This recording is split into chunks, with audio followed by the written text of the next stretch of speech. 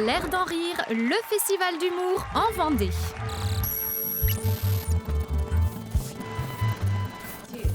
2, 3, 4. Bonjour à tous, on se retrouve pour une nouvelle émission Backstage consacrée à l'humour, consacrée au festival L'air d'en rire. Et à cette occasion de cette nouvelle émission, j'ai le plaisir d'accueillir un humoriste qui s'appelle Michael Bièche et qui nous vient de Grenoble. Bonjour Michael. Bonjour Stéphane, très bonne intro, bravo. Merci. Comment tu vas aujourd'hui ? Ça va bien, je suis chez vous. Donc, oui. Est-ce que j'ai l'habitude de demander, est-ce que c'est une première en Vendée ? Ouais, c'est une première. Ah. C'est une première. Et j'ai remarqué un truc, parce que souvent je vais jouer vers Marseille ou d'autres, et quand on prend le train, c'est compliqué, il y a des retards, les gens sont énervés. Et chez vous, j'ai fait un Grenoble-Nantes, paisible. Ah oui, puis Donc, t'es je suis arrivé, et c'est paisible aussi C'est en paisible. Vendée. Alors, j'ose pas trop le dire, mais je te l'ai dit déjà, moi je suis né à Brest, et je sais que...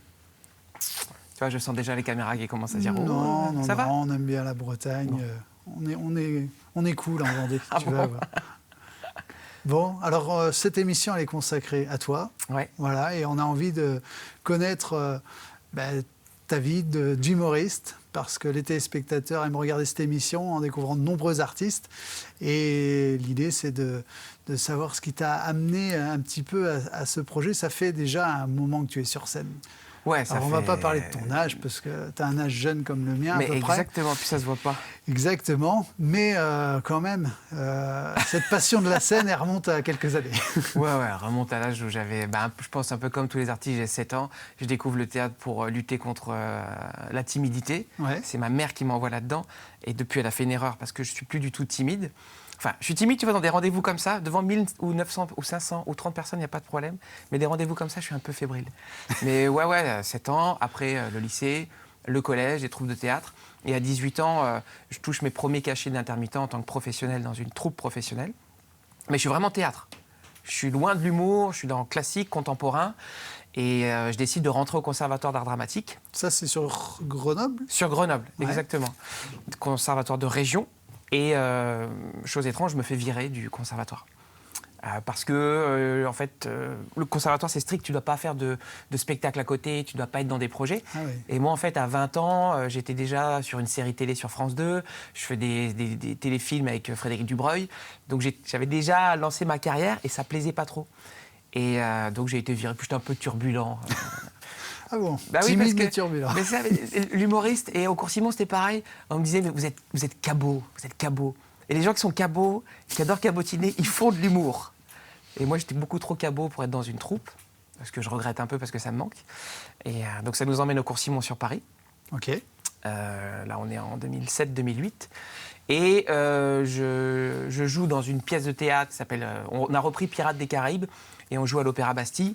Et en fait, c'est ce que je te disais, c'est que je me romps les ligaments croisés sur scène. Et, sur scène, carrément. Sur scène. Ouais, en fait, on saute de barrique en barrique parce qu'on fait de l'escrime artistique, Ok. en plus du jeu. Et je prends un coup d'épée et je me réceptionne mal sur un tonneau. Donc, tu as 3000 personnes. Hein. Tu as l'orchestre en plus de l'Opéra Garnier qui est là, à l'Opéra Bastille, ce qui est déjà incroyable. Et je tombe. Et ce qui est drôle, c'est que le gars, qui est un pirate en face de moi, il pense que j'improvise. Et donc, il dit, OK, le mec, il fait une chute, il fait des cabrioles, et il me tape encore plus, tu vois. Et moi, j'ai le genou complètement foutu, et la scène est large, hein.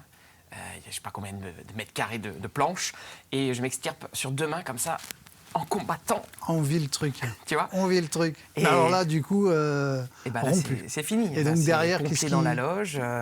En plus, ma mère était là, elle dit, ah, ça y est, mon fils, il est à l'opéra, il joue, il a réussi. Ben non, fin de carrière. Et là, tu vois, c'est une étape, t'en parles comme une étape, en fait, une étape, un événement qui marque une suite, c'est ça ? Et cette suite, c'est... Ouais, c'est ça en fait. Ma vie n'est faite que d'étapes un peu négatives comme ça, mais positives par la suite, dans le sens où je me dis, j'avais une comédie musicale derrière, j'avais un téléfilm, j'avais ce spectacle-là qui devait tourner, et je me retrouve à la clinique, et c'est là où c'est drôle et cliché en même temps. J'ai une infirmière antillaise qui arrive, et je me revois le sketch des Inconnus. Et là, je me dis, allez, de toute façon, je suis sur qu'une jambe, j'ai plus de contrat, qu'est-ce que je peux faire ? Je vais écrire. Et donc, j'écris ce qui m'est arrivé à la clinique, sur scène, et je dis, le seul endroit où je peux être seul sur scène et le montrer, c'est un café-théâtre. Et à cette époque-là, ce n'était pas encore les comédie clubs de l'époque, il n'y avait même pas eu de Jamel Comedy Club. Et je me retrouve au Chinchman à parler de cette histoire sur scène en 7 minutes, Et là, ouais, Et là, tu rentres dans l'univers de l'humour et tu me disais que tu as croisé des artistes qui sont d'ailleurs venus au Festival L'Air d'en rire. Là, je peux t'en citer. Verino, non, tu me disais. Il y a Verino, il y a Baptiste Le Caplin, Blanche Gardin, Constance. Donc tu démarres avec cette génération. Cette génération-là qui, elle, a déjà 2-3 ans d'avance. Donc, si tu veux, j'apprends en regardant ces gens-là. Et après, ils explosent très rapidement. Sauf que moi, j'explose aussi en signant avec une boîte de prod sur Paris. Mais encore une nouvelle étape. La boîte de prod dit on arrête d'investir sur le spectacle vivant, on mise tout sur l'audiovisuel. Donc on est complètement abandonné. Changement de prod. Ouais, sauf que moi, j'étais sur Paris, je dis je rentre sur Grenoble, tu vois. Je t'ai dit ça y est, j'ai une prod, je vais faire des allers-retours en train. Allez. Mais non. Et j'ai toujours cette image où je suis dans le garage de ma mère, parce qu'il faut que j'ai plus rien en fait, parce que j'ai cassé tous mes contrats. Et je reçois un colis avec une lettre du producteur qui dit voilà, désolé, c'est terminé et je t'envoie les rushs de ton spectacle. Tu sais, c'était les anciennes VHS mini là, à l'époque. Et là, je fais quoi? À Grenoble, il n'y a pas de comedy club, ça n'existe pas.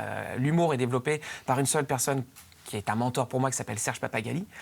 Mais le stand-up qu'on fait nous, ça ne matche pas. Et je me dis, je vais au Club Med. Et là, tu as toute une période différente. Totalement, dans puisque l'animation.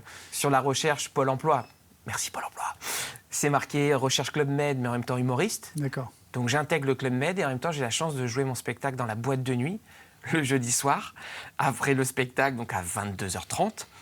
Et toutes les semaines je joue et je découvre un autre monde. Est-ce qu'on peut dire que tu rôdes ton spectacle, tu rôdes Je rôde, je fais mes armes, j'apprends. Voilà, mais voilà, pas dans des comédie clubs, mais dans un club med qui s'ouvrait à l'humour à l'époque aussi. Exactement. Ça se faisait moins. C'est ça. Et ça nous emmène jusqu'où ça nous emmène à ces dernières années où tu reviens, entre guillemets... 2012, je me dis, allez, je me lance vraiment dans le one man. Donc j'abandonne tout encore. Je pars à la recherche de l'intermittence du spectacle. Je reste sur Grenoble. Ça, c'est le challenge.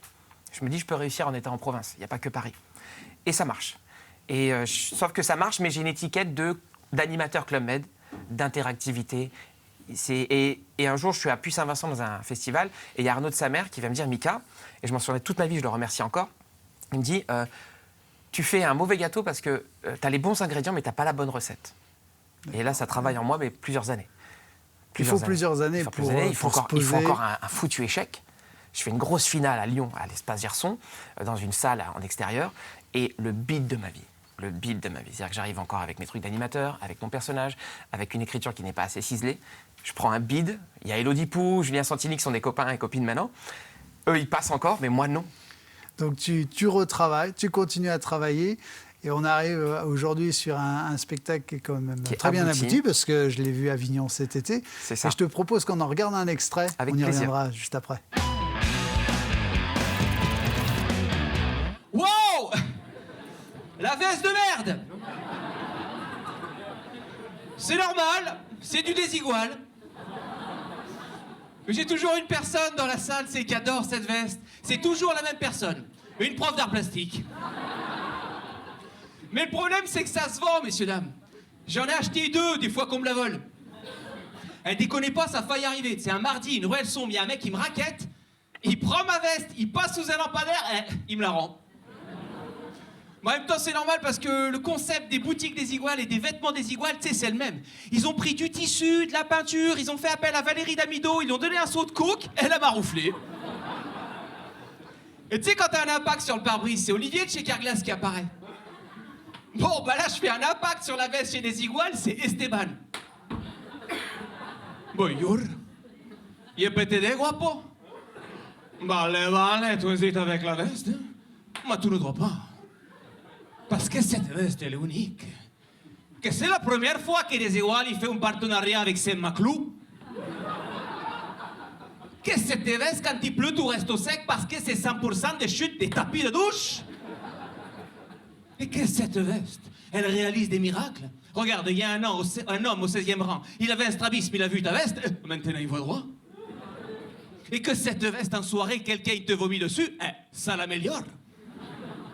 Et à chaque fois qu'un homme y porte la veste, que ça le transforme. Imagine le dictateur Kim Jong-un avec la veste. Que ça devient un Télétébis. Que c'est Kim Jong-un, là. Alors imagine l'acteur porno Rocco Siffredi nu avec la veste. Une licorne pour de vrai. Michael, on vient de découvrir un extrait de ton spectacle. En quelques mots. Quelques mots, ce spectacle, qu'est-ce que c'est? De quoi tu nous parles dans ce spectacle? Personnellement, c'est le Phénix qui renaît de ses cendres parce que quand j'ai eu mon échec à Lyon, j'étais dans l'hôtel qui s'appelait le Phénix. Et de là, je me dis, il faut faire quelque chose de moderne, mais garder ce que tu sais faire. Donc, ce que je sais faire, c'est du sketch. Et la modernité aujourd'hui, c'est le stand-up. Donc, du coup, j'ai mixé les deux, ce qu'on appelle le sketch-up. Et donc, j'ai mixé de la vanne et du personnage pour parler du déclin de la classe moyenne. On est de plus en plus nombreux à intégrer cette catégorie-là. Et mettre en valeur la classe moyenne et dire que tout est possible encore et qu'il y a une classe à inventer où on va tous se retrouver. C'est très socio-économique et philosophique, mais c'est très drôle. D'accord, donc des sketchs sur quel thème, par exemple? J'explique comment passer à la classe supérieure, j'explique que la classe moyenne, elle a des tocs, par exemple à la pompe à essence, elle adore, elle a fait le plein ou mis 15 €, puis à la fin avec le pistolet, elle a toujours ce geste, parce que les quelques gouttes, elle les a gratuites, ça c'est important. Et j'explique aussi qu'elle adore faire des activités gratuites comme la randonnée. Ça c'est la montagne, c'est le nouvel Eldorado de la classe moyenne. D'accord. Alors, ce spectacle va vivre encore un bon moment. Ah oui, et sur 2025, quels sont les projets? Est-ce que tu as des dates? Ouais, on va se balader partout en France. On va passer Lyon, Grenoble, Chambéry, c'est obligé. On va aller à Perpignan, on va aller à Saint-Tropez aussi, Saint-Raphaël. Enfin, il y a plein de dates qui arrivent. On entrevoit Avignon pour la 2e année, Très histoire bien. d'appuyer un bon coup. Oui. Vous pourrez me voir aussi à la télé avec Mathieu Madénian dans le Top Comedy Club. Très bien. Et puis à la radio, tous les matins, 7h58 sur France Bleu. Ah, génial. Ouais. France Bleu, lequel? Alors c'est France Bleu Isère. Ok. C'est rediffusé sur France 3 Rhône-Alpes, mais les gens peuvent le voir partout en France Ah avec oui. Internet. Aujourd'hui, on peut tout voir. Et on te suit comment sur les réseaux? Michael Bièche, M-I-C-K-A-E-L, B-I-E-C-H-E. Alors l'américaine, j'adore lui dire, c'est Biatch. Mais bon, il faut avoir fait LV1. Je vois que tu fais LV1. Sur Instagram, les réseaux sociaux, tout. Je suis partout, sauf LinkedIn, parce que c'est pas très Ok. drôle. Eh bien, écoute, pour conclure cette émission, on fait un petit clin d'œil, Oui. puisqu'on est dans une médiathèque. Voilà, on est accueillis par la médiathèque de Saint-Denis-à-Chevas. Merci. Et donc, il y avait un petit livre qui t'a fait sourire. Tu peux Ouais. nous dire Alors, rapidement, rapidement, c'est une dédicace à ma mère. C'est ce qui m'a donné envie de faire de l'humour. Je me suis dit, c'est drôle, c'est la fesse, perd son Super. âme. Mais ce gars-là est extraordinaire, il osait tout. Et je me suis dit, dans la vie, il faut tout oser, face caméra ou face public. Merci, maman. On conclut sur ça. Merci, Mickaël, pour ta venue. Merci à vous. Et à très bientôt. À bientôt.